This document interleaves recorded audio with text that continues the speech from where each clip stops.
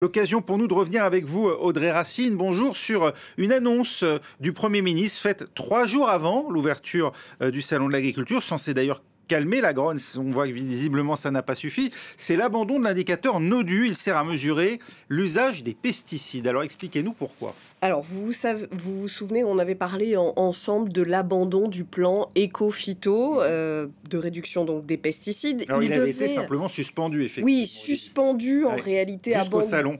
voilà, abandonné pour autre chose qui verra le jour après ce salon de l'agriculture. Éco-phyto, son but, c'était de réduire par 2 l'usage des pesticides en 2030. C'était un échec depuis 15 ans, on l'avait dit.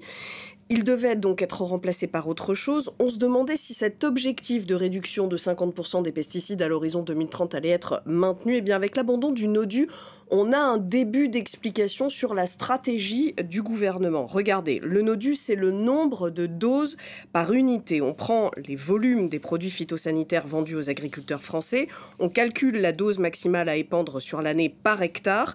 Cet indicateur, il avait été créé en 2008 en même temps que le plan éco-phyto. Quand Gabriel Attal a annoncé l'abandon du NODU, il a expliqué qu'on se référerait désormais à la place à l'indicateur européen, le HRI1. Ça, c'est l'indice de risque harmonisé. C'est un peu plus complexe parce que les volumes de produits répandus sont là pondérés en fonction de leur nocivité, une nocivité établie selon un classement européen. À quoi sert ce changement d'indicateur?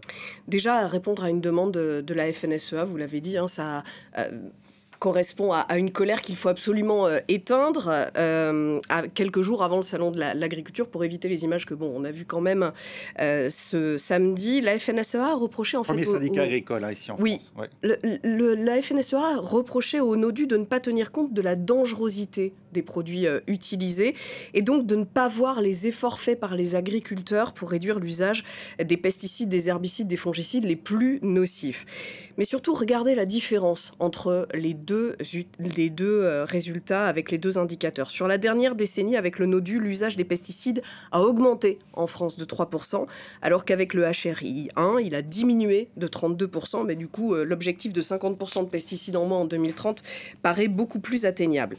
Ce qui fait dire aux défenseurs de l'environnement qu'on a en quelque sorte cassé le thermomètre pour masquer la fièvre. On va justement écouter le porte-parole de Génération Future qui avait travaillé à l'élaboration du NODU. Il nous explique pourquoi il était particulièrement utile cet ancien indicateur pour accompagner et encourager une baisse des pesticides. Même si les produits évoluent, ils sont par exemple plus actifs à des doses plus faibles qu'il y a 20 ou 30 ans, le NODU, lui, une dose reste une dose. Donc, même si vous avez des produits plus costauds, vous n'avez pas un indicateur qui descend, c'est le nombre de doses qui est compté. Ça permet aussi d'éviter des biais avec l'agriculture biologique, puisque vous savez qu'il y a des fongicides dans l'agriculture biologique qui sont pas très puissants, donc pas très dangereux non plus, mais qui sont utilisés à 1-2 kg l'hectare parfois, par exemple le soufre ou des choses comme ça. Alors qu'en agriculture chimique de synthèse, c'est des fois 50, 60, 70 grammes par hectare. Donc, si vous prenez la masse, vous allez handicaper lourdement l'agriculture bio et avoir un indicateur plus faible pour l'agriculture chimique avec des produits très actifs et dangereux. Voilà, en clair, il vaut mieux 1 kilo de soufre ou de bicarbonate plutôt qu'1 gramme d'un produit chimique très toxique, pour résumer. Et ça, le NODU le montrait. Alors, on voit bien l'intérêt du NODU, mais pourquoi est-ce que le HRI1, l'indicateur européen, est-il si décrié par les défenseurs de l'environnement? Alors, la pondération établie par le HRI1 dont je vous parlais est très artificielle. Il y a 4 niveaux de dangerosité des produits auxquels correspond un coefficient multiplicateur. Plus un produit est dangereux, plus on multiplie les quantités vendues par le coefficient. 1, 8, 16 ou 64. Déjà, ces coefficients, ils ne correspondent pas à grand-chose. Ensuite, la révision de la dangerosité et parfois l'interdiction de certains produits explique la différence de résultats avec le NODU. Par exemple, lorsqu'un produit est interdit, on révise les années précédentes le score du HRI1 en le multipliant par 64, le coefficient d'interdiction, alors qu'il était par exemple auparavant au coefficient 8. Du coup, ça alourdit le bilan des années précédentes, mais ça fait surtout tomber soudain l'indice l'année de son interdiction. Donc on donne l'impression qu'il y a eu des gros efforts faits, alors que le volume de produits utilisés est peut-être toujours le même. Et surtout, peut-être que les produits qui ont remplacé celui interdit verront eux aussi leur nocivité revue à la hausse quelques années plus tard.